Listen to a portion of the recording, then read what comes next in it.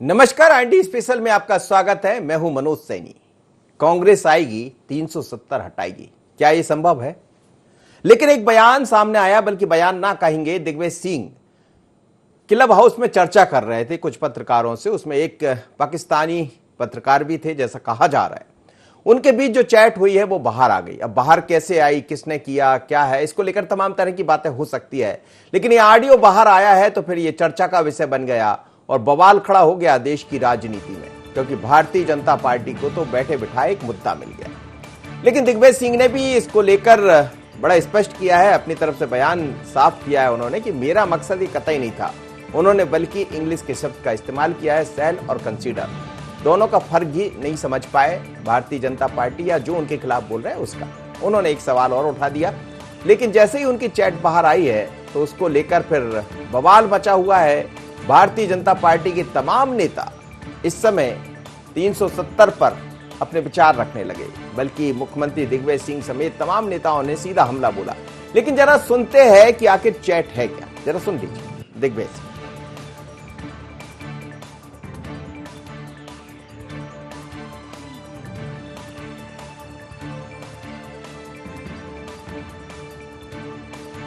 Democracy was not there in Kashmir when they revoked Article 370. Then Insaniyat was not there because they put everyone behind bars. And Kashmiriyat is something which is basically the fundamentals of secularism. Because in a Muslim majority state, there was a Hindu Raja, and both worked together. In fact, the reservation in Kashmir was given to the Kashmiri Pandits in government services. So, therefore, the decision of revoking Article 370 and reducing the statehood of J&K is extremely, I would say, sad decision, and the Congress party would certainly have to have a relook on this issue. तो चलिए, आपने सुन लिया कि दिग्विजय सिंह क्या कह रहे थे। वो कह रहे हैं कि 370 पर जो लगाई गई थी, जो हटाई गई है, वो मेरे विचार से गलत है। और उन्होंने कहा कि इस पर विचार होना चाहिए और यदि हमारी सरकार आती है तो कंसीडर कर सकते हैं इस पर। लेकिन जैसे ही उनका ये बयान सामने आया, ये चर्चा का विषय बना है। पर जब उन्होंने ऐसा कहा तो क्या कहा भारतीय जनता पार्टी ने? मुख्यमंत्री दिग्विजय सिंह के ऊपर क्या बोले हैं पूर्व मुख्यमंत्री दिग्विजय सिंह पर शिवराज सिंह चौहान, मध्य प्रदेश के मुख्यमंत्री, या बीडी शर्मा, प्रदेश के अध्यक्ष, क्या कह रहे हैं? जरा सुन लीजिए तो समझ आ जाएगा कि भारतीय जनता पार्टी ने क्यों इसको मुद्दा बना लिया। सुनिएगा। कश्मीर भारत का मुकुटमणि है, अभिन्न अंग है। ये कांग्रेस ही थी जिसने कश्मीर में धारा 370 लगाने का पाप किया था। लेकिन कांग्रेस अब फिर पाकिस्तान की भाषा बोल रही है। कांग्रेस के नेता दिग्विजय कहते हैं कि धारा 370 हटाने पर पुनर्विचार किया जाएगा। क्या पुनर्विचार करेगी कांग्रेस? क्या फिर से धारा 370 थोप के अलगाववाद को हवा देगी, आतंकवाद को प्रश्रय देगी? कांग्रेस का हाथ पाकिस्तान के साथ। ये कांग्रेस की पाकिस्तानी मानसिकता है। जो पाकिस्तान कहता है वही कांग्रेस कहती है। सोनिया जी, जवाब दो। देश आपसे जवाब चाहता है। मेरा ये कहना है, इसके बारे में मैंने तो कहा कि एनआईए जांच कराए। ये देश की एकता और अखंडता का सवाल है।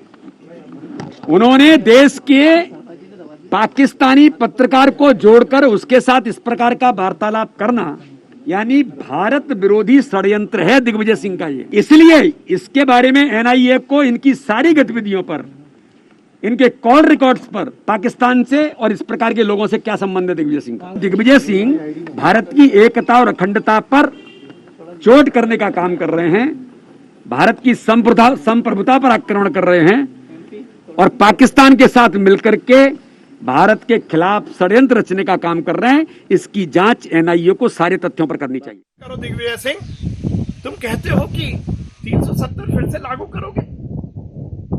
पाकिस्तान के पत्रकारों के साथ मिलकर क्लब हाउस में ये विचार दिग्विजय सिंह व्यक्त कर रहे हैं। अरे आपके पुरखे भी आ जाए, कांग्रेस के पुरखे भी आ जाए, तो अब धारा 370 कश्मीर में लागू नहीं होगी। दिग्विजय सिंह पगला गए, पगलाए हुए तो पहले से ही थे, पर दिग्विजय सिंह जी को यह समझ लेना चाहिए कि एक दिग्विजय सिंह नहीं, 100 बार दिग्विजय सिंह पैदा हो जाएं, 100 दिग्विजय सिंह पैदा हो जाएं, और एक बार नहीं 100 बार कांग्रेस मरे और जन्म ले ले, किसी की माई के लाल ने दूध नहीं पिलाया कि वो भारत में अब कश्मीर में 370 लागू कर दे।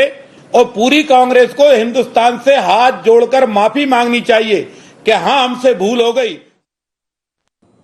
चलिए, तो आपने सुना, रामेश्वर शर्मा जी भी मेरे साथ जुड़े हैं, पीसी शर्मा जी जुड़े हैं और साथ ही वरिष्ठ पत्रकार संदीप पौराणिक जी भी जुड़े हैं। लेकिन इनसे बात करेंगे उससे पहले कांग्रेस ने इस पर क्या सफाई दी, कांग्रेस के प्रवक्ता अब्बास हफीज का क्या कहना है वो भी सुन लेते हैं, और एक ट्वीट भी आपको दिखाता हूं जो दिग्विजय सिंह ने कहा। सबसे पहले ट्वीट देख लीजिए, फिर सुन लीजिए कि अब्बास ने क्या कहा है, और फिर हम इस चर्चा को आगे बढ़ाते हैं। तीनों मेहमान मेरे साथ जुड़े हुए, देखिएगा। दिग्विजय सिंह ने कहा है कि ये समझ नहीं पा रहे, उन्होंने कहा है कि मेरी बात को, मेरे दिग्विजय सिंह का ऑडियो जो चैट हुआ उस पर उन्होंने सफाई दी है। उन्होंने कहा है कि अनपढ़ लोगों की नहीं समझ पाएंगे इस बात को कि मैंने क्या कहा है। उन्होंने शब्दों का इस्तेमाल किया, सेल और कंसीडर। उन्होंने कहा इसमें फर्क नहीं समझ पाए, ये सब अनपढ़ है। अब क्या कहा अब्बास ने, जरा सुन लेते हैं। कांग्रेस की तरफ से क्या बयान आया इस पर, फिर मैं इस चर्चा को आगे बढ़ाऊंगा। भारतीय जनता पार्टी जनता का भरोसा खो चुकी है, इसीलिए वो हताश है, निराश है। तभी आज भाजपा दिग्विजय सिंह जी के बयान का गलत मतलब के साथ प्रचार कर रही है। ये सबसे बड़ा प्रमाण है इस बात का। दिग्विजय सिंह जी का बयान अंग्रेजी में है, शायद भाजपा के बहुत से मित्रों को सही से समझ में नहीं आया है, इसीलिए वो भ्रम फैला रहे हैं। दिग्विजय सिंह जी ने अपने बयान में कहीं नहीं कहा है कि वो 370 को दोबारा लागू करवाएंगे। ये बात बिल्कुल झूठ है। दिग्विजय सिंह जी ने कोई पाकिस्तानी प्लेटफॉर्म पर यह बात नहीं कही, बल्कि भारतीय प्लेटफॉर्म पर भारतीय लोगों द्वारा आयोजित एक प्रोग्राम में कही। उसके साथ साथ दिग्विजय सिंह जी का कहना था कि जिन हालात में, जिन परिस्थितियों में 370 को हटाया गया वो ठीक नहीं थी।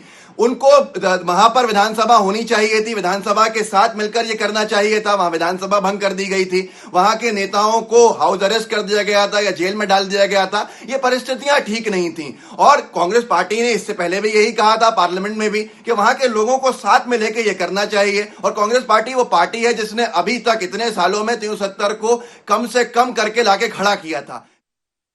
चर्चा को आगे बढ़ाता हूं। रामेश्वर शर्मा जी मेरे साथ जुड़े हैं, विधायक हैं और पूर्व प्रोटेम स्पीकर है, सीनियर लीडर है। साथ ही पीसी शर्मा जी जुड़े हैं, पूर्व मंत्री है, और संदीप पौराणिक जी। रामेश्वर शर्मा जी, इसमें कहां गलत लग रहा है आप लोग को? लगातार आप हमला बोल रहे हैं, लेकिन कांग्रेस की अपनी एक सफाई आई, आपने सुना होगा, और दिग्विजय सिंह ने भी एक ट्वीट करके कहा है कि सेल और कंसीडर को नहीं समझ पाई भारतीय जनता पार्टी। नहीं, इसमें समझना क्या है, क्या समझाना? क्या कांग्रेस ये क्लियर कर दे, कांग्रेस इस पर पुनर्विचार करेगी अगर उनकी सरकार आई तो? यही कह रहे हैं ना दिग्विजय सिंह, इंग्लिश में कह रहे हैं, यही कह रहे हैं ना, यही तो कह रहे हैं इंग्लिश में। जी जी। तो क्या कंसीडर करेंगे फिर से? पीसी शर्मा जी जी, वो कह रहे हैं कंसीडर करेंगे क्या? ये रामेश्वर शर्मा जी के अभी तक भी समझ में नहीं आया। वो हमारे प्रवक्ता जी ने भी कहा, पहली बात तो ये है कि ये इस तरह का कोई इशू है नहीं, ये कब का है, कहाँ की बात है, कहाँ उसको लेके चल रहे हैं। और अभी मैं वो सुन रहा था, उनको भी अपने मंत्री आपके विश्वास सारंगी जी को, जो वो कहते हैं कि पाकिस्तान से मिल गए ये वो, तो मैं पूछना चाहता हूँ, पाकिस्तान से कौन मिला हुआ है? ये वैक्सीन किसने भेज दी 4.5 करोड़ उनको, जो आतंकवादियों को लग रही है आतंकवादी हिंदुस्तानियों पे हमला कर रहा है? वो नवाज शरीफ के जन्मदिन बगैर बुलाए कौन चला गया था? उनकी माँ को साड़ी किसने दे दी? वहां से जो आम आए वो किसने खाए, जो प्रधानमंत्री जी को भेजे थे? और अडवाणी जी वहाँ पे जिन्ना जी की मजार पे जाके वहाँ फूल चढ़ा रहे हैं। तो ये सब, ये मैं समझ नहीं आता कि क्या है। दिग्विजय जी ने कहा कि वो उस समय विधानसभा चल रही थी, विधानसभा में सब मामलों को लेके उसका तरीका हो सकता था, वो सब चीजें हो सकती थी। महबूबा मुफ्ती के साथ इन्होंने सरकार बनाई थी बीजेपी ने, ये सब उनके वो थे, फिर उनको नजरबंद किया। कुल मिला के उनका एक किसी इश्यू से चलता हुआ मामला था। उन्होंने कहीं नहीं कहा कि 370 खत्म करेंगे, ये कभी नहीं कहा उन्होंने 370 खत्म किया। उन्होंने ये तो कहा है कि इस पर विचार कर सकते हैं। अब उन विषयों पे कहीं जो चीज निर्णय ले लिया है सरकार ने, उसको चेंज करने की कोई सवाल बात ही नहीं आ रही है अभी।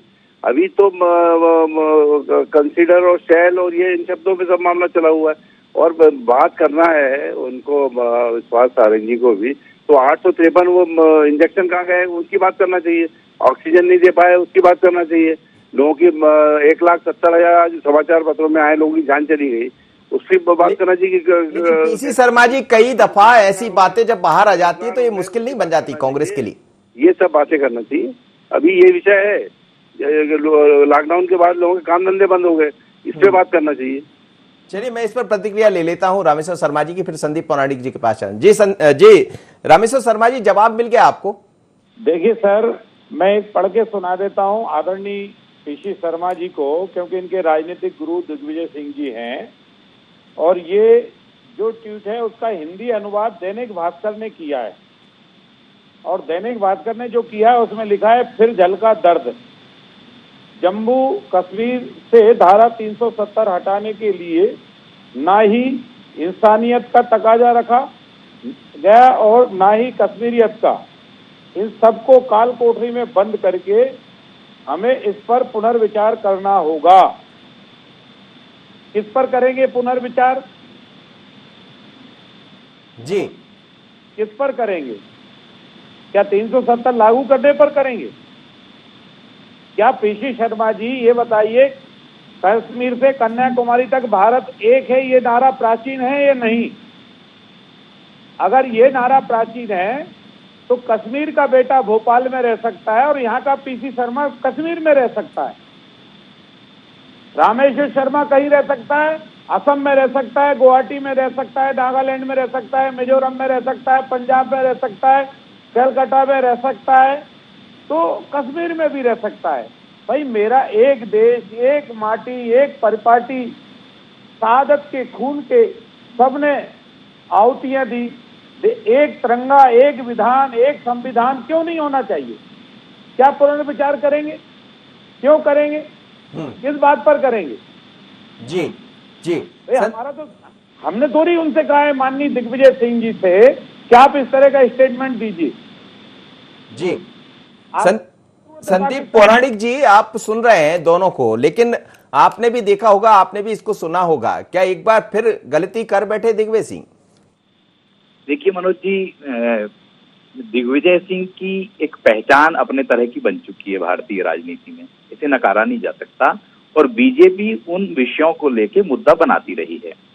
लेकिन ये हमारे यहाँ अपनी राजनीतिक दल की जो उसकी परंपरा है, जिसको लेके वो चल रही है, धर्मनिरपेक्षता की बात कर रही है। कश्मीर में जब 370 हटाई गई थी तब भी कांग्रेस ने उसका विरोध किया था, ये सब जानते हैं।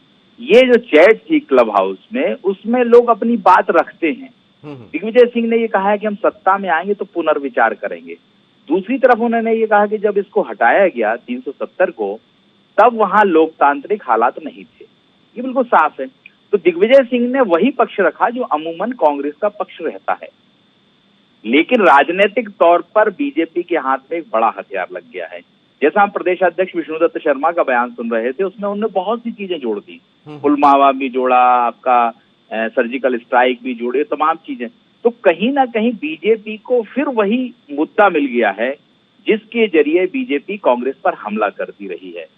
ये बयान हो सकता है कांग्रेस इसे बहुत बड़ा न माने या कांग्रेस के नेता इसे बहुत बड़ा न माने, लेकिन आप ये मान के चलिए कि उत्तर प्रदेश के विधानसभा चुनाव से पहले बीजेपी के हाथ में एक बड़ा मुद्दा लग गया है, और वोटों के पोलराइजेशन में, खासकर उत्तर प्रदेश में, ये बड़ा हथियार बनेगा बीजेपी के लिए। अब ये कांग्रेस को सोचना है कि इसमें वो कैसे बचाव करेंगे, कैसे इसका काउंटर करेंगे। लेकिन दिग्विजय सिंह ने अपने बयान में बात उन्हें अपनी कही है, लेकिन बीजेपी के हाथ हथियार लग गया है। और आप ये मान के चलिए, आज दिन भर में जो अभी तक बयान आए हैं, चाहे वो रामेश्वर शर्मा जी का हो, चाहे शिवराज जी का हो, वी डी शर्मा जी का हो, सारंग जी का हो, नेशनल लेवल पे जो बयान है, कुल मिलाकर के मानिए कि कोरोना काल में कांग्रेस ने बीजेपी को एक बड़ा हथियार दे दिया है हमला करने का।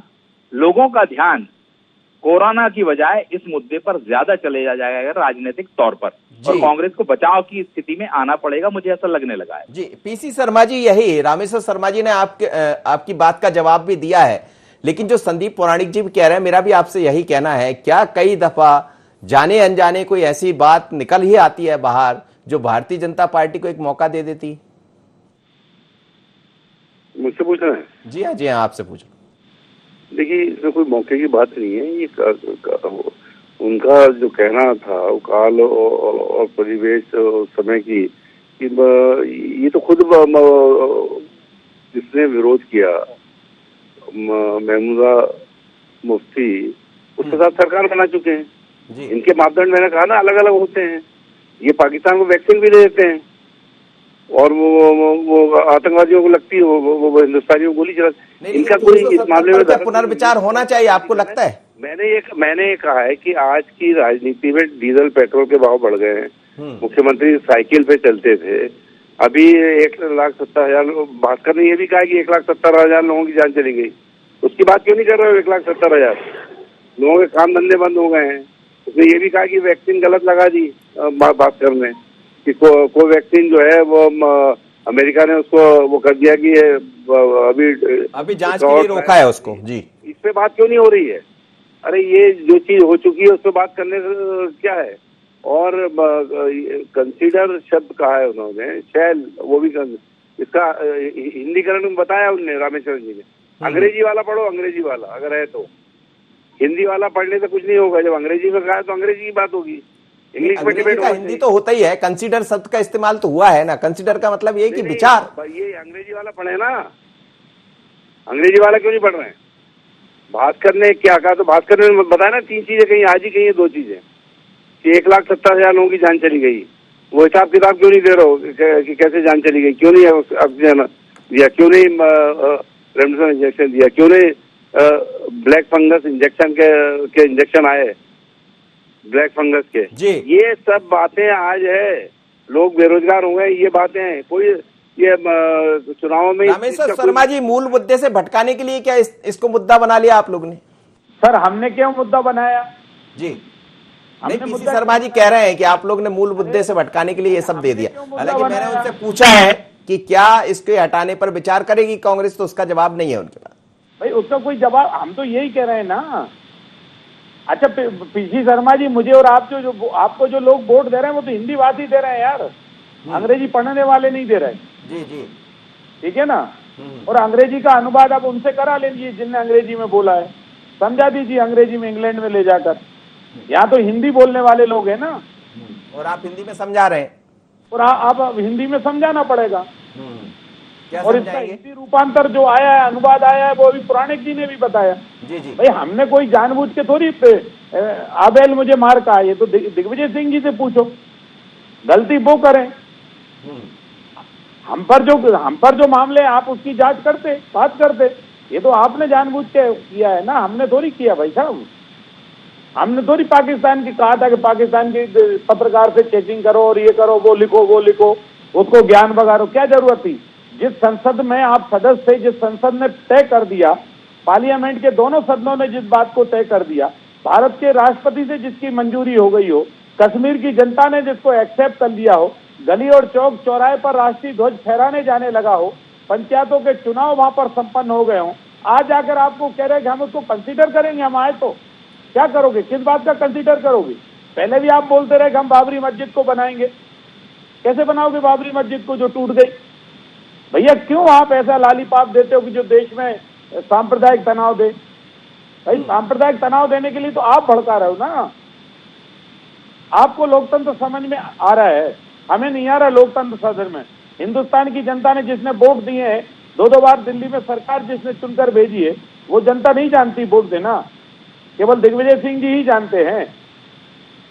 संदीप पौराणिक जी, आप दोनों की बातें सुन रहे हैं। एक तरफ खैर इसका जवाब तो नहीं है कांग्रेस के पास कि धारा 370 पर क्या विचार किया जा सकता है, क्योंकि अब इस पर कोई जवाब आएगा भी नहीं मुझे लगता है। लेकिन ये बात सच है क्या, एक मुद्दा जैसा रामेश्वर शर्मा जी कह रहे हैं कि हम तो हिंदी में समझाते रहेंगे, और हिंदी भाषी का जिसका आप बात कर रहे थे, उत्तर प्रदेश में चुनाव होना है तो बीजेपी समझाती रहेगी। अब मनोज जी, मैं वही कह रहा हूं आपसे बात कि बीजेपी को और दिग्विजय सिंह जी को आप आमने सामने खड़ा कर लीजिए एक नजर से जी। तो दिग्विजय सिंह की जो छवि बनी है या बनाई गई है, वो एक वर्ग के परस्त की बन गई है, और उनके जो बयान आते हैं वो कहीं ना कहीं ये संदेश देने की भी कोशिश करते हैं कि उस वर्ग के साथ खड़े हैं, वाकई में कई जगह कोई एक वर्ग है उसके साथ अत्याचार होते हैं, परेशान होते हैं, तो एक राजनेता का धर्म भी है खड़े होना।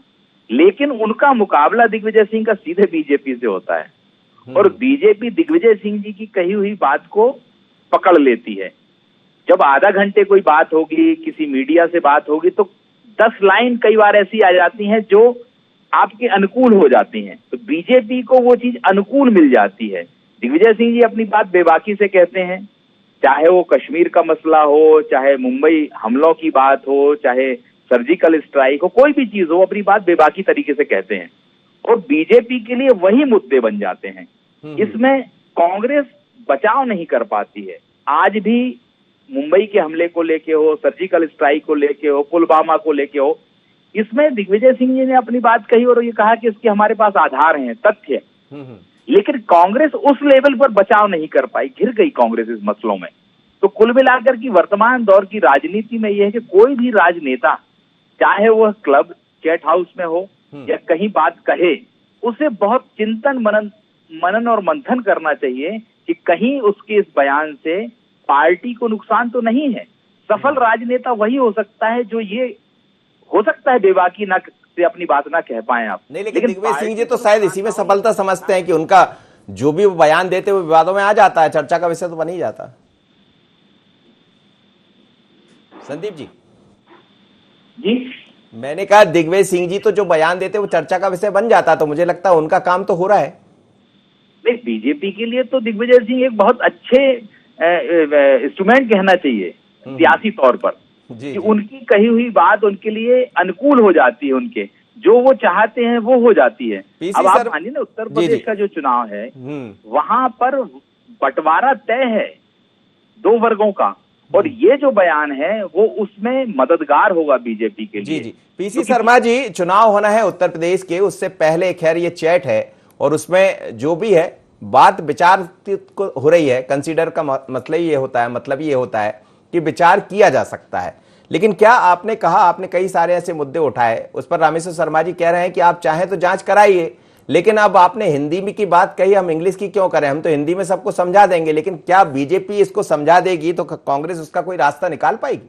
सर ये नहीं होता कि हटा दिया जी, मैं कह रहा हूँ ना कांग्रेस के प्रवक्ता के रूप में कि नहीं हटाया जाएगा। नहीं हटाया जाएगा जी तो नहीं, लेकिन ये बीजेपी तो बार बार समझाएगी अब कि आप लोग ने ऐसा कह दिया, तो इसका रास्ता यही होगा कि नहीं हटाया जाएगा। नहीं हटाया जाएगा, उन्होंने कहा है कंसीडर, ये तो कहा नहीं हटाया जाएगा।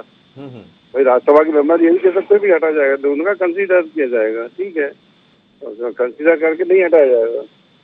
रामेश्वर शर्मा जी जवाब दे दिया, पीसी शर्मा जी ने कह रहे हैं मैं कांग्रेस की तरफ से कह रहा हूं कि नहीं हटाया जाएगा। प्रवक्ता क्यों कहेगा? क्या दिग्विजय सिंह जी ने मौन व्रत धारण कर लिया है? दिग्विजय सिंह कहें कि मेरे से जो चैट थी वो भूल हुई, माफी चाहता हूं, पूरी कांग्रेस माफी चाहती है। 370 जो हटाया गया उसका हम स्वागत करते हैं और ना उस पर पुनर्विचार नहीं किया जाएगा। कहो जब तक आप लोग समझाते रहेंगे हम तो समझाएंगे, क्यों नहीं समझाएंगे? कौन सा, ये तो राष्ट्रीय पाप है, राष्ट्रीय पाप तो बताएंगे कौन कौन ने किया, क्यों नहीं बताएंगे? ये तो राष्ट्रीय पाप है। इसमें रामेश्वर शर्मा या भारतीय जनता पार्टी का झगड़ा नहीं है साहब दिग्विजय सिंह जी का, ये झगड़ा नेशन का है। ये झगड़ा नरेंद्र मोदी जी और दिग्विजय सिंह जी का नहीं है, झगड़ा नरेंद्र मोदी जी और कांग्रेस का नहीं है, ये हिंदुस्तान वर्सेस कांग्रेस का झगड़ा है। क्योंकि हम तो बापू के शब्दों को दोहराएंगे, हम तो इंदिरा के शब्दों को भी दोहराएंगे और कहेंगे कि इनके पुरखे भी ये कहते थे लेकिन इनने ये कर दिया। 370 हटाना पाप नहीं है, 370 हटाना ये राष्ट्रीय स्वाभिमान है। पूरे देश में जश्न मनाया था, दीपावली मनी थी पूरे देश में। यहाँ चलिए सर, बहुत बहुत धन्यवाद आप सभी मेहमानों का। लेकिन समझ आ रहा है कि जिस तरह से धारा 370 का मामला एक बार फिर गर्मा गया है चैट बाहर आ जाने से। दिग्विजय सिंह जी ने क्लब हाउस में चर्चा की थी कुछ पत्रकारों से, वो चैट बाहर आ गई और वो अब चर्चा का विषय बन गई। भारतीय जनता पार्टी कह रही है कि बात हिंदी में कीजिए क्योंकि हम तो हिंदी भाषियों को समझा देंगे, और हिंदी भाषी की जब बात आती तो उत्तर प्रदेश का चुनाव भी सामने दिखाई देता। तो क्या दिग्विजय सिंह का ये चैट भारी पड़ेगा कांग्रेस को? लेकिन वो कह रहे हैं कि मैंने इंग्लिश में बात की है और इंग्लिश को बीजेपी समझ नहीं पा रही। अब जनता कितना किसको समझेगी ये भी समझ की बात होगी, पर मुझे लगता है ये मामला जल्दी ठंडा पड़ेगा लगता नहीं। क्योंकि आने वाले दिनों में कुछ स्टेट में चुनाव भी होना है। कांग्रेस आएगी, 370 हटाएगी, बड़ा सवाल, क्या ऐसा होगा? मुझे दीजिए इजाजत, बने रहिए ND 24।